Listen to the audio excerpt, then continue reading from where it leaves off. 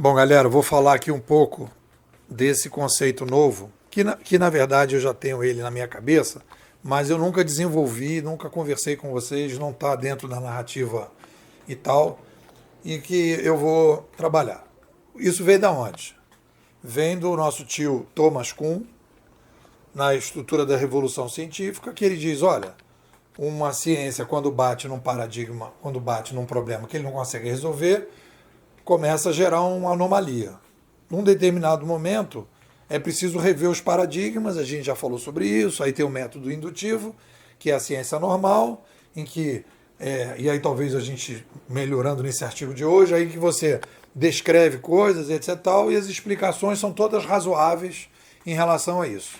Eu diria que o paradigma, outra definição de paradigma, a gente poderia chamar de explicação razoável sobre determinado fenômeno, e aí essa explicação razoável vai filosofia, teoria e metodologia. Está tudo encaixadinho. Você quebrou um carro de uma determinada maneira, vai chegar no mecânico, já tem lá a estrutura toda, a metodologia toda para funcionar, para resolver. Aí chega um carro elétrico totalmente diferente, aquela estrutura não vai resolver. E aí então você precisa de uma explicação. Como é que funciona um carro elétrico, como é que é a lógica, etc, etc, para criar uma nova metodologia. Então, esse é um caso típico de uma microanomalia dentro de uma mecânica de automóvel. Ok? Beleza. Então, o Thomas Kuhn fala dessa anomalia. E ele admite que existem anomalias na ciência. Uma das coisas que eu venho percebendo, venho trabalhando, e a gente não conversou sobre isso, talvez eu tenha falado, não me lembro, também acontece, quando a gente vai pegar a Rand fala que existem pré-condições de debates, que é mais ou menos a mesma ideia do difícil pensamento. Então, o primeiro debate que existe é a essência do ser humano. Quem somos? Quando a gente entra na discussão tecno-espécie, quando a gente entra na discussão efeito demográfico na tecno-espécie e demanda da tecno-espécie, quando aumenta a complexidade por uma revolução de mídia e o surgimento de um novo modelo administrativo, que é o núcleo duro da nossa escola, o que a gente tem nesse processo? A gente tem nesse processo o quê? Um problema que eu vou chamar de macroanomalia. Há um erro de análise da metafísica. E a metafísica é pré-condição para todo o resto. É como se você estivesse mexendo, quando a gente fala a mídia é a placa-mãe da sociedade, né? A macroanomalia é a placa-mãe de todas as ciências. Ciências humanas que estudam a sociedade e o ser humano. Então, no momento que eu digo somos uma tecnoespécie, e por sermos uma tecnoespécie, e aí pegando McLuhan, né? Nós falando, né? Somos uma tecnoespécie. E porque somos uma tecnoespécie, podemos crescer demograficamente, aí somos nós.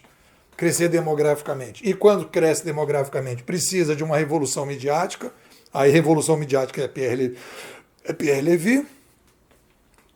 E aí a revolução midiática nos faz chegar um novo canal e uma nova linguagem, surgimento de um novo modelo administrativo, uma nova civilização. Isso, o que a gente tem que entender é a dimensão do que a gente está falando. O nome científico para isso é macroanomalia. É uma resposta para a macroanomalia, para deixar mais claro. Isso não é a macroanomalia. A macroanomalia é o que eu tenho chamado aí, né, de macrocrise conceitual pós-digital. É uma macrocrise conceitual, porque a gente não consegue encaixar as coisas porque os conceitos estão furados. E aonde que a gente começa nessa macrocrise? A gente vai no edifício do pensamento, vai na sala da metafísica, eu tenho falado isso talvez um pouco no Master 2, a gente vai na sala da metafísica e diz, somos uma tecnoespécie. O quem somos somos uma tecnoespécie. A resposta, somos uma espécie cultural e tal, que é racional, isso não é suficiente para entender esse novo fenômeno. Só tecnoespécie. E no momento que eu digo que nós somos uma tecnoespécie, abre a possibilidade para a gente, enquanto tecnoespécie somos mutantes. Enquanto mutantes, podemos aumentar a população. Enquanto mudamos a população, a gente precisa de novo, e aí a gente precisa rever as civilizações, e de tempos em tempos temos revoluções civilizacionais, não tecnológicas. Então, o nome disso é macroanomalia. Vivemos hoje uma macroanomalia. E isso explica, na minha opinião, a dificuldade que a gente está tendo, né, da estrutura centralizadora, analógica, da gestão, se a gente quiser, da civilização 1.0, em entender o digital,